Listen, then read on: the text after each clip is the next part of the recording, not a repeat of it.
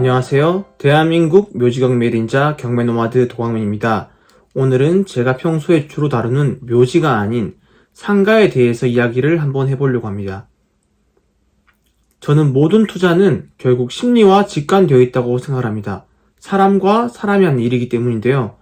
제가 아는 토지, 묘지, 상가, 하물며 일반 아파트 투자를 보더라도 우리가 사람과 사람이 하는 일이기 때문에 이 사람, 상대방의 심리를 이용한다면 조금 더 손쉽게 수익을 낼 수 있다고 생각을 하는 사람 중에 저는 한 명입니다.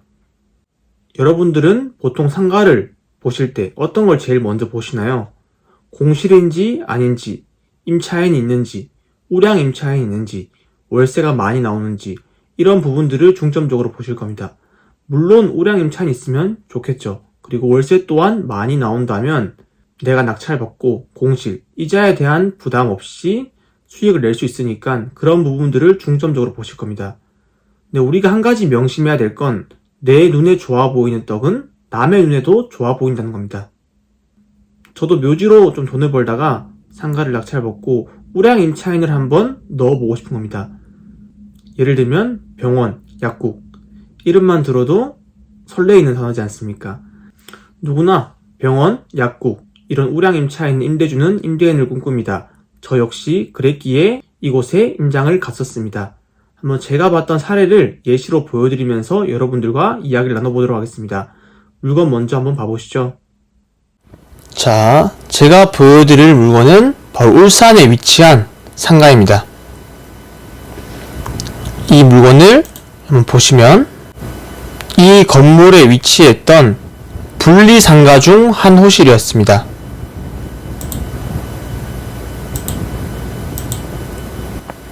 제가 봤던 401호에는 까치부부 한의원이라는 한의원을 운영 중에 있었습니다. 내부 사진 또한 나와 있고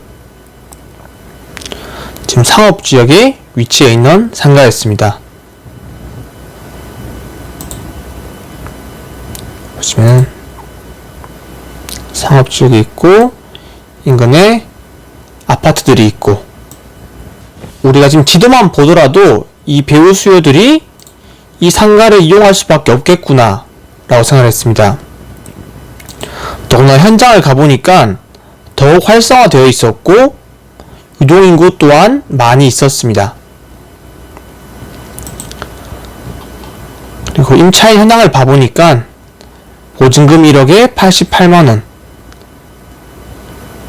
물론 계약을 해봐야 되겠지만 그 투자금 없이 임대 세팅을 맞출 수 있을 것이라고 판단을 해가지고 제가 임장을 갔던 물건입니다.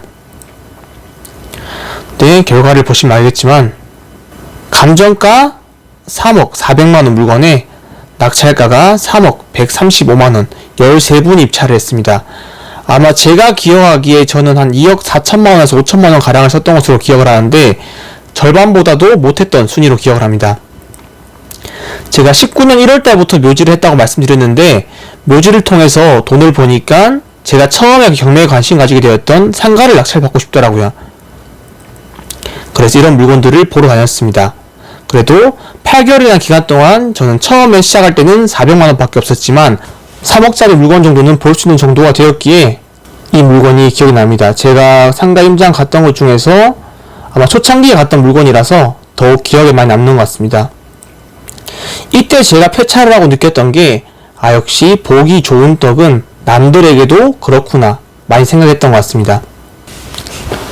저는 현장에 가게 되면 부동산을 꽤 많이 가보는 편입니다.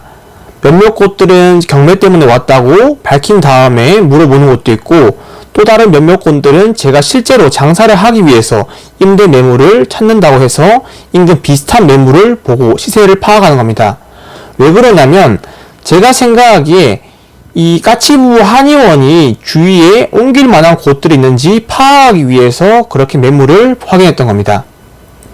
낙찰 받으신 분은 아직까지 한의원이 운영되는 걸로 보아서 재계약을 하셔가지고 자림대를 맞추고 계신 것으로 보였습니다. 자, 그럼 본론으로 들어가서 제가 상가 투자 또한 심리라고 말씀을 드렸습니다. 왜 심리라고 말씀을 드렸을까요? 저는 이때 폐차한 이후로 상가를 볼 때 우량 임차인이 있는 남들이 좋아 보이는 물건들은 입찰을 하지 않고 임장 또한 가지 않습니다. 저는 공실 상가를 선호합니다. 공실은 비교적 더 유찰이 많이 되고 다른 분들이 대출 이자에 대해서 부담을 가지는 부분이 있기 때문에 그런 걸 이용하면 훨씬 더 좋은 수익으로 낼 수 있다고 생각합니다. 물론 내가 공실 상가를 받더라도 공실을 채울 수 있는 안목이 겸비된 다음에 이 절차를 진행하셔야 되겠죠. 제가 예전에 받았던 분리 상가 중에서 이 상가는 아파트 단지 내에 위치했던 상가였습니다. 원래 기존에 학원이 운영되고 있었는데 제가 낙찰을 받고 이 학원 원장님과 이렇게 재계약을 하기 위해서 이야기를 했습니다. 근데 이분이 월세가 너무 비싸다며 본인이 나가겠다 말씀하신 겁니다. 그래서 알겠다고 하고, 그리고 여포실에는 국어학원이 있었습니다. 이 원장님은 마침 영어학원을 새롭게 해보려고 계획 중에 있었습니다. 그때 옆에 있던 학원이 나가니까 이 자리에 한번 해보면 어떨까, 그래서 저에게 말씀을 하셨고, 이곳이 원래부터 월세가 싸게 세팅이 되어 있다 보니까 좀 저렴하게 임대를 맞추고 싶어 하셨습니다. 그래서 저에게 약간 밀당 아닌 밀당을 하시더라고요. 이 원장님이 운영하시는 국어학원을 주로 이용하는 학생들 나이대가 초등학생들이 많았습니다. 초등학생들이 많이 있는데 옆에 만약에 나이 많은 남성분들이 자주 왕래하는 곳이라면 어떻게 될까요? 아마 학부모들 또한 보기가 그럴 수도 있고 이 원장님 또한 그 부분에 대해서 부담 아닌 부담을 가지고 있었습니다. 자, 예를 들어서 우리가 상가를 보다 보면 학원과 학원은 곁에 붙어있는 경우가 많이 있습니다. 학원끼리도 시너지를 많이 내는데 제가 낙찰받은 상가의 임대를 들어서 영어 학원을 하고 싶은데 가격적으로는 좀 더 싸게 하고 싶고, 근데 저는 가격적인 부분을 내고해드리지 않았던 게 차라리 보증금을 깎아드리면 괜찮습니다. 근데 월세를 내가 양보해서 맞춰주면 나중에 내가 추후에 매도를 할 때 그 손실 온전히 제가 지게 되는 겁니다. 그래서 저는 월세 부분은 고집을 하고 있었습니다. 근데 이분이 여포실에 남성분들이 많이 계신 무언가가 들어오는 걸 싫어한다는 걸 예상하고 알고 있었습니다. 그래서 저는 제가 했던 방안은 이 원장님에게 이런 뉘앙스를 비쳤습니다. 제가 낙찰받았던 상가가 시청 인근에 위치했던 상가였습니다. 시청 인근에는 건축 관련된 사무실들이 많이 있습니다. 그래서 제가 건축사무소에서 연락이 와서 이분들하고 임대를 맞춰보려고 진행 중에 있다라는 뉘앙스를 흘렸습니다. 그러니 본인이 걱정하던 일이 일어날까봐 우려를 많이 하시더라고요. 그 다음에 제가 취했던 제스처는, 우리가 상가의 벽을 보면 입간판이라고 합니다. 불이 들어오는 LED 입간판이 있었는데 이거를 제가 밤에 가서 이 입간판을 떼버렸습니다. 이걸 떼니까 바로 그 다음날 반응이 오시더라고요. 여기 임대 나갔냐라고 저에게 전화가 오셨습니다.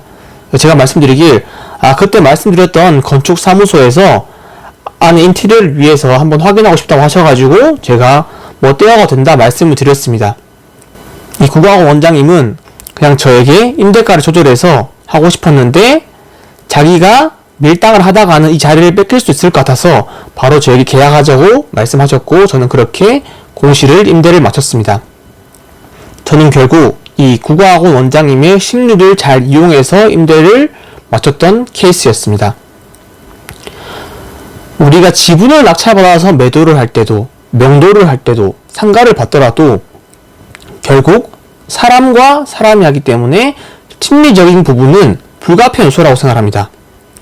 내가 이 사람의 입장에서 한 번 더 생각을 해보면은 우리가 원하는 답을 훨씬 더 빨리 도출시킬 수 있는 경우가 있기 때문에 여러분들 투자를 할 때는 심리적인 거를 꼭 이용하셨으면 좋겠습니다. 그리고 이렇게 누구 눈에나 좋아 보이는 물건들은 경쟁이 치열하기 때문에 내가 경쟁을 깨고 싶으면은 내 안목을 키워서 상가는 공실을 위주로 하는 것이 좋습니다. 무슨 생뚱맞은 소리냐라고 생각하실 분도 계시겠지만 본인의 안목이 키워진다면 제 말을 이해할 수 있을 거라고 생각합니다. 오늘 상 짧게 상가 경매에 대해서, 그리고 상가 경매에서 심리적인 부분을 다뤄봤습니다. 이상 영상은 제가 여기서 마치도록 하고 다음번에도 유익한 영상을 가지고 찾아오도록 하겠습니다. 지금까지 대한민국 묘지경 매린자 경매노마드 도광민입니다. 감사합니다.